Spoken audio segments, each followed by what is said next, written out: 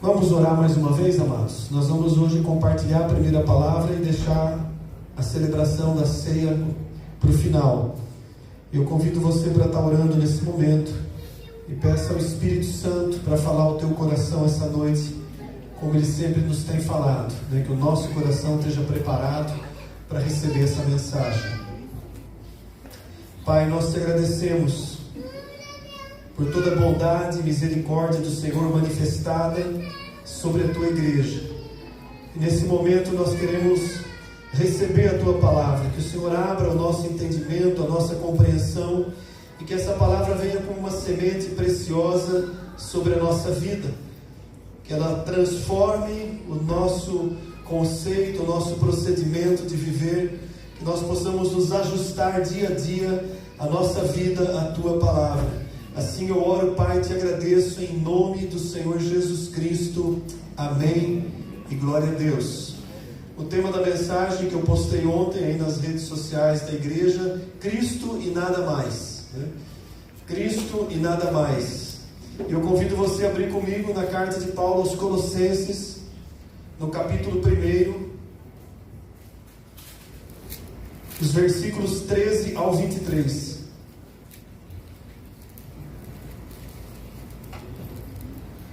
Colossenses, capítulo 1, do 13 ao 23.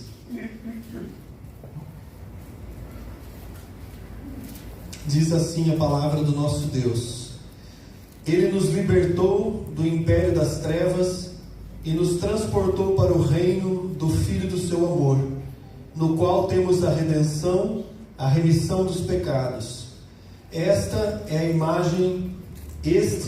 imagem do Deus invisível, o primogênito de toda a criação, pois nele foram criadas todas as coisas, nos céus e sobre a terra, as visíveis e as invisíveis, sejam tronos, sejam soberanias, quer principados, quer potestades, tudo foi criado por meio dele e para ele.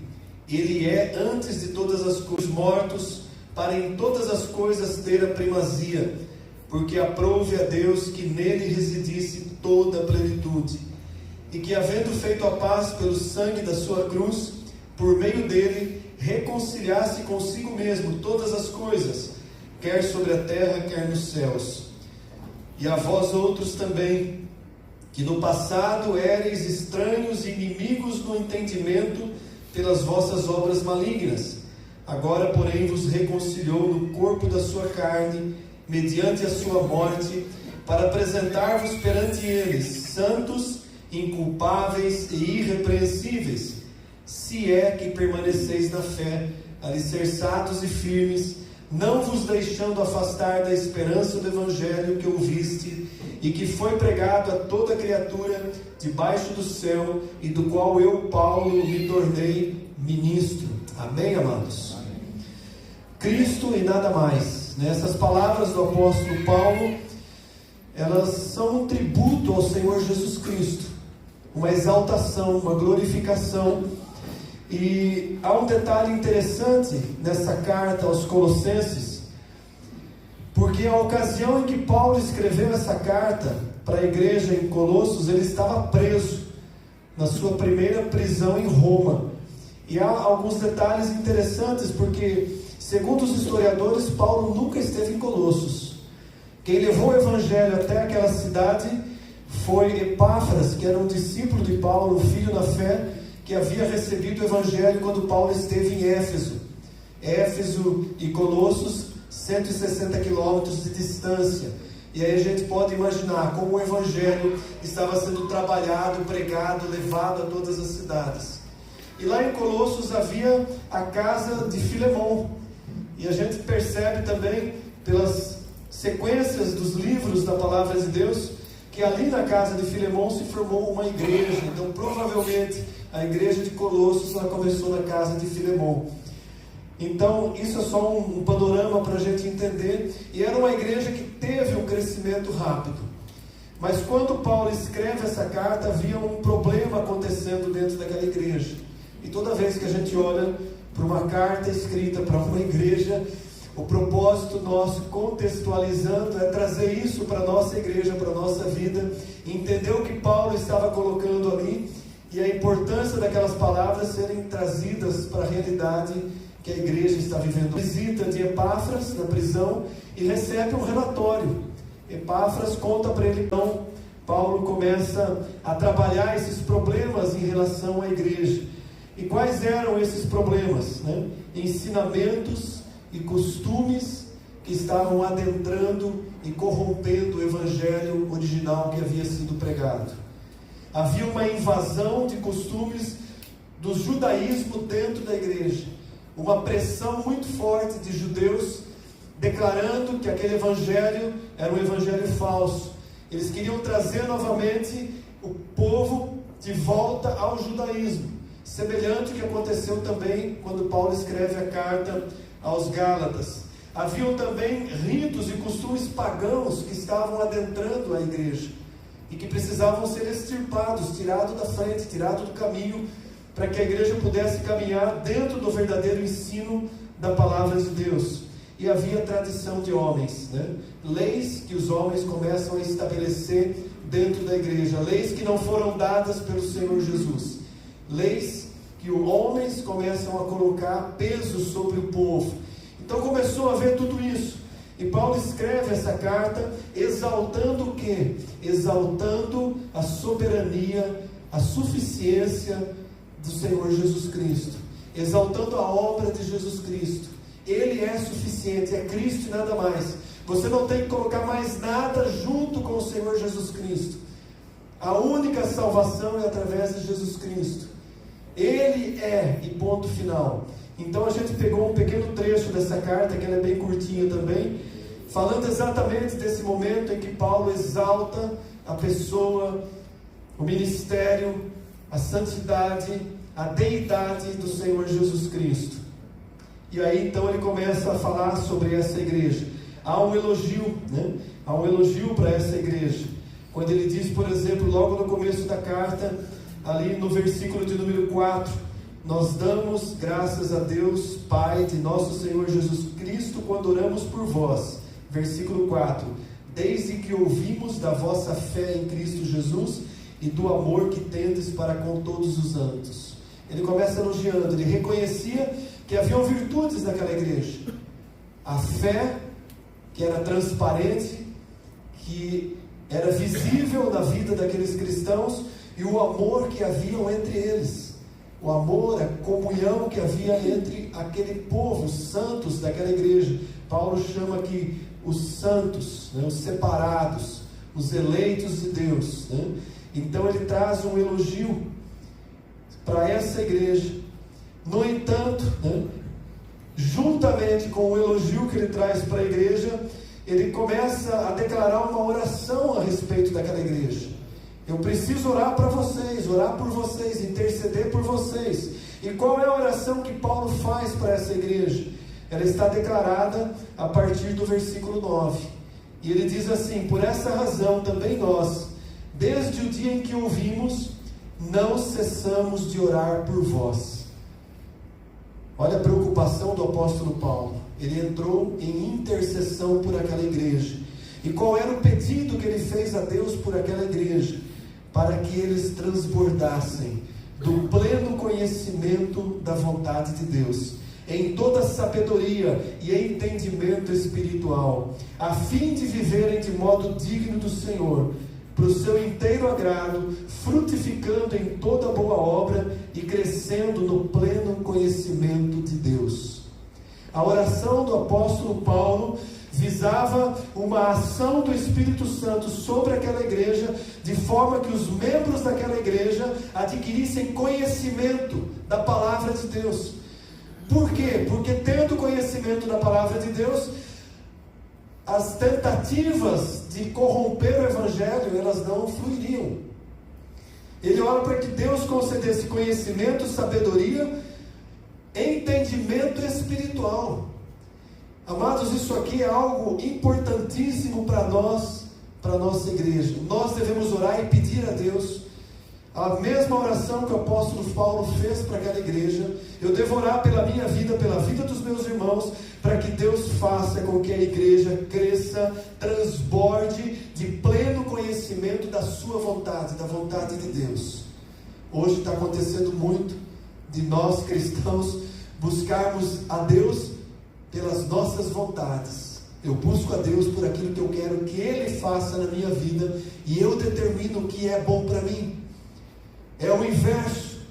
O ensinamento é para que a gente conheça a vontade de Deus e ela seja aplicada na nossa vida, para que a gente tenha entendimento e sabedoria.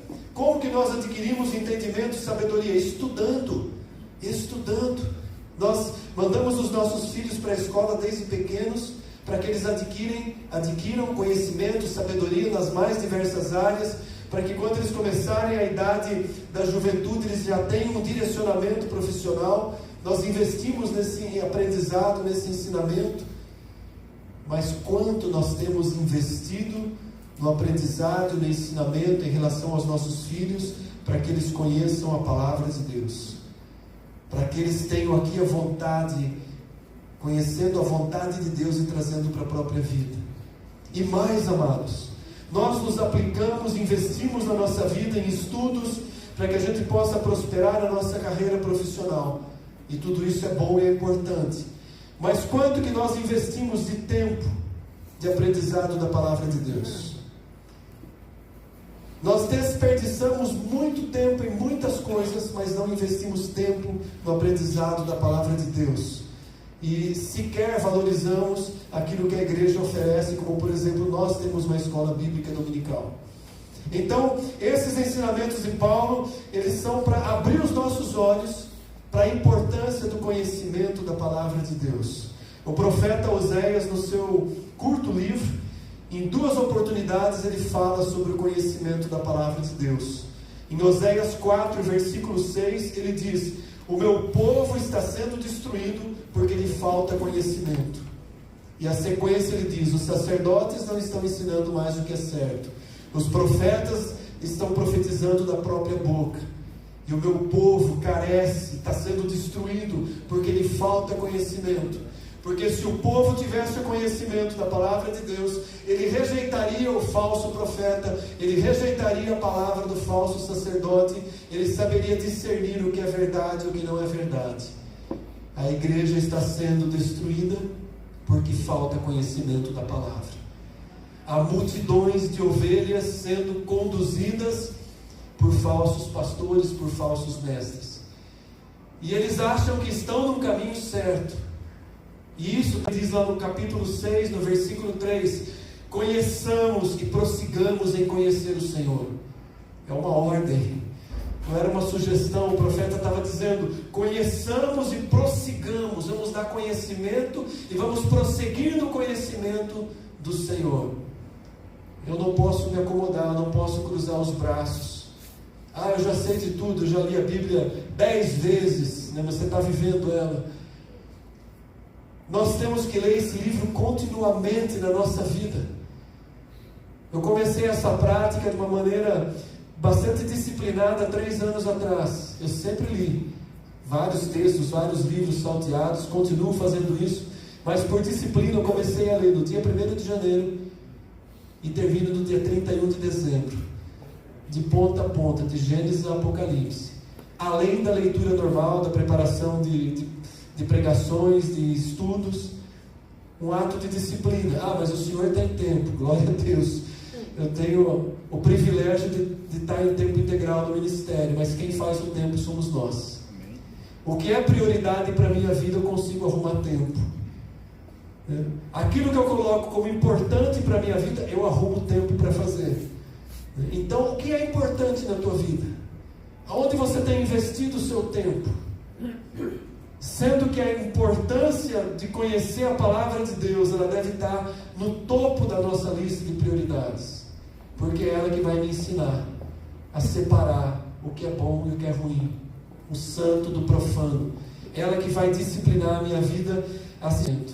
Então, quando Paulo começa escrevendo aos Colossenses, ele pede justamente para que Deus desse àquele povo um conhecimento transbordante da sua vontade, sabedoria e entendimento espiritual. Com que propósito? Para quê? Para que vivamos de modo digno do Senhor. É o que está no versículo 10. conhecimento, sabedoria, entendimento, para que nós como cristãos possamos viver de modo digno do Senhor, em toda boa obra e continuamente crescendo. Esse foi o começo, a introdução da carta de Paulo aos Colossenses. E quando ele termina esse momento, né, de introdução, de oração pelos Colossenses, ele começa imediatamente a falar da grandeza do Senhor Jesus Cristo. Entra o momento em que Paulo fala da excelência da pessoa e da obra do Senhor Jesus Cristo. E esse pedacinho que a gente separou também é muito importante para a nossa vida, para o nosso entendimento, principalmente no dia como hoje, que nós estamos celebrando a ceia do Senhor. Paulo, ele começa dizendo no versículo 13: Ele, Jesus Cristo, nos libertou do império das trevas e nos transportou para o seu reino de amor. Essa palavra é só para quem nasceu de novo, só para quem é convertido. Ele nos transportou, Ele nos tirou, Ele nos removeu de um cativeiro, de uma influência de Satanás, onde nós estávamos no passado, antes da nossa conversão, e nos trouxe para o reino, para o seu reino de luz. Nós fomos arrancados, raptados, se a gente pode dizer assim, de um controle de trevas, de um mundo de trevas, onde Satanás reina, e trazidos para o reino de glória, para a presença do nosso Deus. Glória a Deus por isso, amém?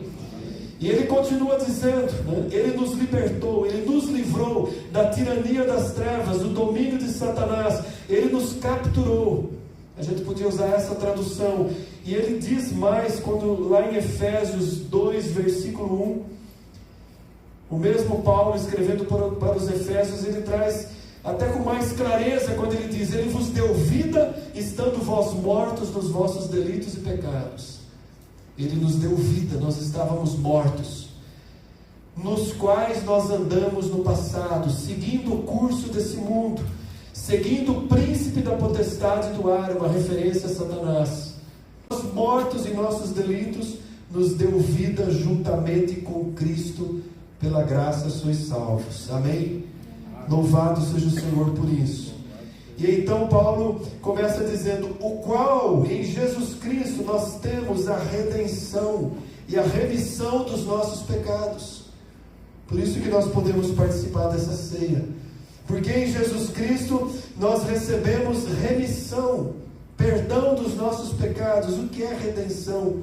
Eu falei há alguns cultos atrás, falando sobre o que era redenção. Nós somos resgatados, comprados por um preço de sangue. São 3 ideias que a gente pode colocar relacionadas à redenção. A primeira é resgate pelo sangue de Jesus, redimidos, comprados por um alto preço. A segunda é remoção da maldade da lei. A lei não podia levar ninguém à salvação, mas a graça é salvação. Nenhum homem, a não ser o Senhor Jesus Cristo, cumpriu a lei. Somente Ele pôde cumprir a lei. Então, se nós dependêssemos de cumprir toda a lei para nossa salvação, ninguém seria salvo. Mas Ele cumpriu a lei, e Ele morreu no nosso lugar, pagou o preço dos nossos pecados. E terceiro ponto, nós somos libertos da escravidão de uma condenação eterna. Tudo isso está ligado à redenção que nos foi dada. E aí então ele começa a exaltação. Cristo é a imagem do Deus invisível. Ele é a imagem do Deus invisível. Nós não podemos ver o Deus Pai, mas Cristo é a imagem, o primogênito de toda a criação. Se fez homem, tomou natureza humana, se humilhou em forma humana, morreu uma morte de humilhação e de sofrimento absurdo. Ele, Cristo, Ele e nada mais. Não há nada que possa se equiparar ao Senhor Jesus Cristo em relação à salvação. Conversando recentemente e ouvindo o catolicismo romano, e um dos problemas que há dentro do catolicismo romano é colocar Maria como corredentora. É um absurdo isso. Foi salvação. É Cristo e nada mais. A salvação unicamente pelo sacrifício do Senhor Jesus Cristo, pela fé naquele sacrifício. Então Paulo começa a colocar dessa forma para que aquela igreja entendesse: olha, se vier um judeu aqui dizer que você tem que passar pela circuncisão, você não precisa ser circuncidado, você está debaixo da graça. Se vier alguém do paganismo dizendo, querendo entrar aqui na igreja com algum costume pagão, você diz não, porque você não precisa de nenhum costume pagão, de nada que envolva esoterismo e por aí afora. Existe muito paganismo hoje, né? Quem lê horóscopo está seguindo o paganismo, costumes pagãos, né? Poderia citar aqui vários, né? Primeiro o conhecimento para evitar tudo isso, e depois o reconhecimento de que Cristo é o único e suficiente. Nada se equipara, nada pode entrar, atrapalhar a obra que o Senhor Jesus Cristo estabeleceu. Ele diz: Cristo é a imagem do Deus invisível. Em Hebreus capítulo 1, versículo 3, tem uma expressão que eu considero a mais forte a respeito do Senhor Jesus Cristo. Quando o escritor de Hebreus diz assim: Ele é o resplendor da glória do Pai, a exata expressão do seu ser. Olha que palavra profunda. O Senhor Jesus Cristo é o resplendor da glória de Deus Pai. Ninguém além de Jesus Cristo é o resplendor da glória do Pai, a expressão exata do seu ser. Ele é superior a todas as ordens de anjo, é o primeiro de toda a criação, tem todo o direito de primogenitura. Ele diz no versículo 15 que nós lemos: Ele é a imagem do Deus invisível, o primogênito de toda a criação. Por quê? Porque foi por Ele, através dEle e para Ele que todas as coisas foram criadas. Aleluia. O universo e tudo o que existe, reino espiritual, inclusive nós fomos criados para louvor da sua glória. Nós não fomos criados para sermos servidos, nós fomos criados para servir a Deus, para louvor da glória dEle. Então quando alguém olha para nós como crentes, essa pessoa tem que ver na nossa vida a expressão daquilo que foi o Senhor Jesus Cristo. Quando Ele exerceu o seu ministério, o maior exemplo está ali nos Evangelhos, a expressão de alguém que amava completamente, que viveu para fazer o bem. Quando alguém olha para nós, ele tem que identificar em nós essa expressão: olha, ele é cristão de verdade, e o nome do Senhor é glorificado através da nossa vida. Que a nossa vida seja, eu vou usar uma expressão, um hino de louvor a Deus, e que o Pai possa se agradar desses filhos que estão aqui, olhando para a nossa vida e vendo que aquilo, a forma como nós estamos vivendo, está glorificando o nome do Senhor Jesus Cristo, do seu Filho primogênito. Versículo 16: Nele foram criadas todas as coisas, nos céus e sobre a terra, visíveis e invisíveis, sejam tronos, soberanias, principados e potestades. Isso aqui significa toda a estrutura da criação espiritual. Tudo foi criado por Ele, para Ele, para a glória dEle. Paulo continua dizendo: Ele é antes de todas as coisas, nele tudo subsiste. Hoje pela manhã, na abertura da nossa ministração sobre o ministério do Espírito Santo, eu estava dizendo que seria inútil tentar explicar o que é a Trindade, um Deus único em três pessoas distintas. Mas Cristo é eterno, como o Pai é eterno, como o Espírito Santo é eterno. Eles estavam, um Deus único em três pessoas distintas, comprometidos quando o homem foi criado. Façamos, no plural, o homem conforme a nossa imagem, a nossa semelhança. Então, amados, Ele é o princípio, o primogênito dentre os mortos, o primeiro que ressuscitou com o corpo glorificado. Ele teve a primazia, a preferência.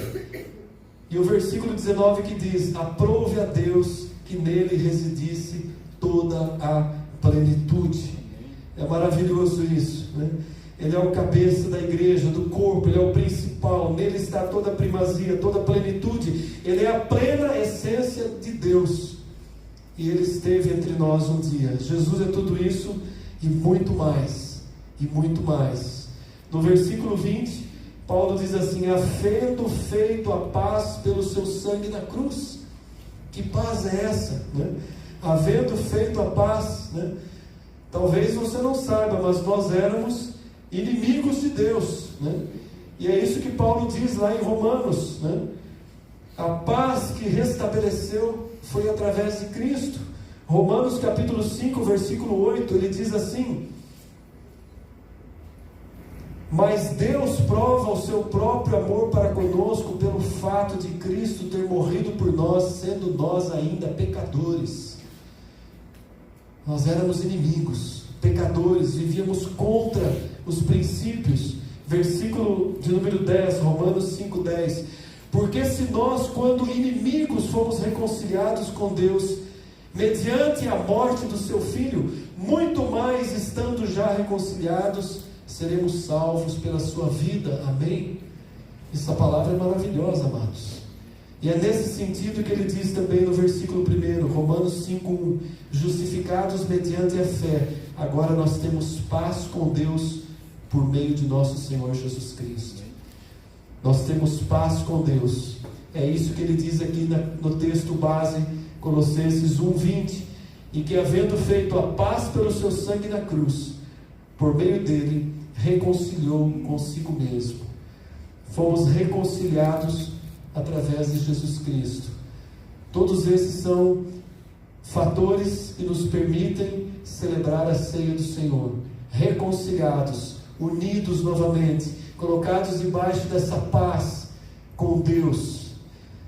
A ira do Senhor não está mais sobre a nossa vida, mas a paz, a graça, a misericórdia, porque Jesus Cristo satisfez a exigência da santidade de Deus.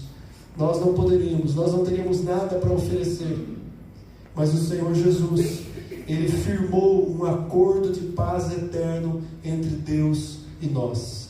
Há um acordo, há um tratado de paz inquebrável, incorruptível, através dessa aliança de sangue que nós celebramos na ceia do Senhor. A importância da gente entender isso, quando o Senhor Jesus ele está ali sentado com os seus discípulos naquela ceia, última ceia, e ele reparte o pão e diz: é o meu corpo. Ele entrega o cálice de vinho e diz: é o meu sangue. Reconciliados mediante esse sangue, nós estamos debaixo de uma aliança eterna, inquebrável, sustentada pelo próprio Deus, porque homem algum poderia sustentar a aliança. Todas as alianças que dependeram do homem, elas foram quebradas. Quando Deus faz aliança, animais que estavam postos ali no ato profético, simbólico, Abraão não tinha condição de cumprir a parte dele. O próprio Deus faz a parte dele e do homem. E hoje nós temos a alegria, o privilégio de estarmos debaixo do sangue da nova e eterna aliança, uma aliança duradoura. O texto diz no versículo 20 que no final dos tempos tudo vai convergir em Cristo, quer sobre a terra e quer nos céus. A palavra de Deus profetiza um milênio de governo de Cristo nessa terra. Apocalipse capítulo 20 fala sobre isso. Um governo onde o Senhor Jesus Cristo vai governar de maneira perfeita, absoluta nesta terra. Eu vejo que esse governo vai ser uma sombra do seu governo eterno nos céus, quando a igreja e tudo mais estiver desfrutando de novos céus e nova terra. Tudo é por Ele e através dEle. E nós, que somos salvos em Cristo, fazemos parte de tudo isso. Há um privilégio imensurável em sermos membros do corpo do Senhor Jesus Cristo. Ele é o cabeça, nós somos membros desse corpo. Estamos ligados diretamente a Ele, recebendo vida através dEle. O Filho herda tudo que é do Pai. Então aquilo que Jesus Cristo herdou, nós somos co-herdeiros com Cristo.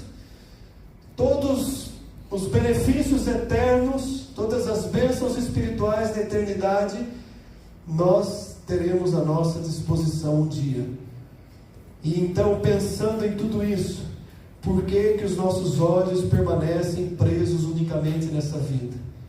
Por que nós damos mais importância às coisas dessa vida do que aquilo que é eterno?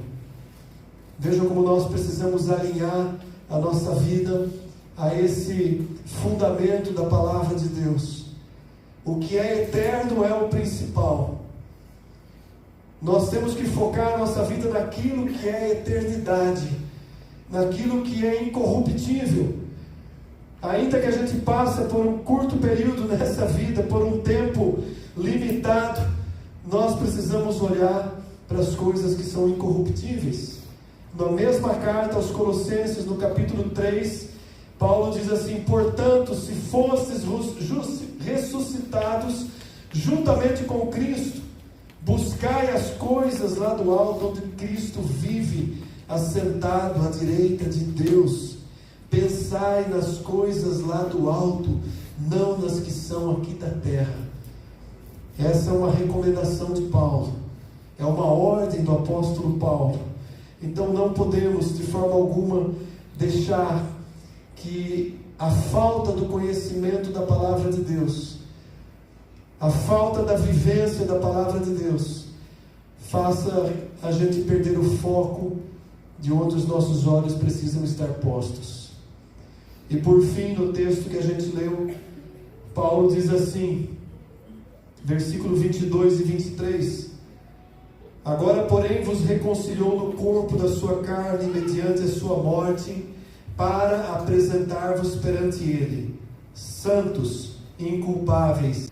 O processo de santificação, o caminhar de maneira santa, inculpável e irrepreensível, é a nossa parte, e nós só conseguimos fazer isso com a ajuda do Espírito Santo de Deus, transbordando da plenitude da presença dele em nossa vida.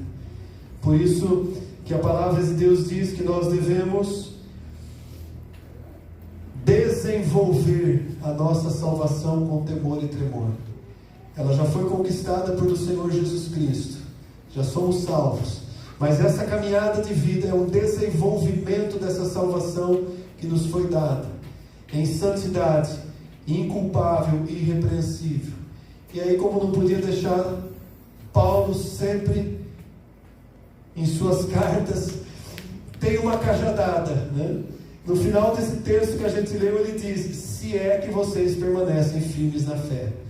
Imagina a gente recebendo essa carta, Paulo escrevendo para nós: olha, vocês são uma igreja boa, vocês têm uma fé admirável, há comunhão, há amor entre vocês, mas eu preciso orar para que vocês cresçam no conhecimento, na sabedoria, no entendimento da palavra, porque se vocês não crescerem no conhecimento, no entendimento, na sabedoria da palavra, algumas coisas vão entrar na igreja e vão contaminar a mente, a alma. Vocês vão começar a acreditar em coisas erradas, começar a colocar coisas da mesma altura de Cristo. Isso não pode, porque Cristo é o resplendor da glória do Pai, Ele é a plenitude, Ele é a essência de Deus, só Ele é o Salvador, só Ele reconciliou tudo. Imagina Paulo escrevendo, né, e mandando a carta para a gente. Ele foi quem nos deu essa paz pelo sangue da sua cruz, fomos reconciliados, devemos nos apresentar santos, inculpáveis e irrepreensíveis. E aí Paulo diz: se é que vocês permanecem na fé. Cada um agora faça uma autoavaliação.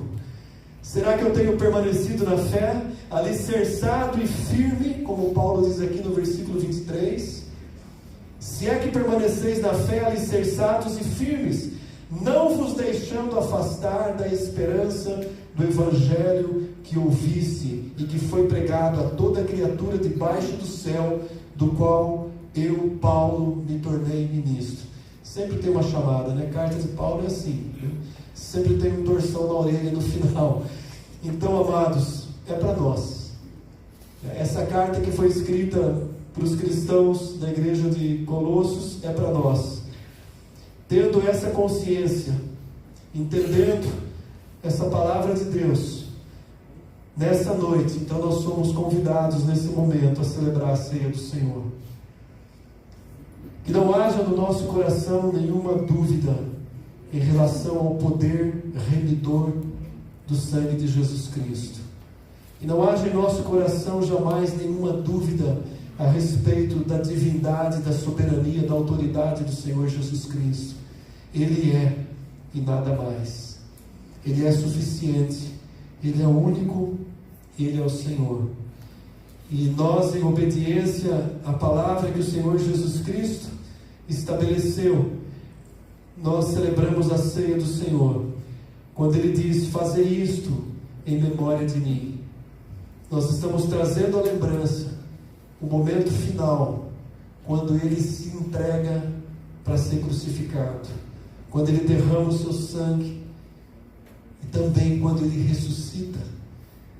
Por isso nós temos essa viva esperança em nossa vida. E o apóstolo Paulo, quando escreve isso para a igreja de Corinto, ele diz assim: porque aquilo que eu recebi do Senhor eu também vos entreguei, que o Senhor Jesus, na noite que foi traído, tomou o pão, tendo dado graças, o partiu e disse: isto é o meu corpo que é dado por vós, fazei isto em memória de mim. Por semelhante modo, depois de haver ceado, tomou também o cálice, dizendo: esse cálice é a nova aliança no meu sangue, fazei isso todas as vezes que o beberdes em memória de mim. Então, amados, nós vamos desfrutar dessa mesa, nós vamos trazer a nossa lembrança, esse sacrifício único, perfeito, suficiente, que nos trouxe salvação. Eu convido a igreja a se colocar em pé, o nosso ministério de música.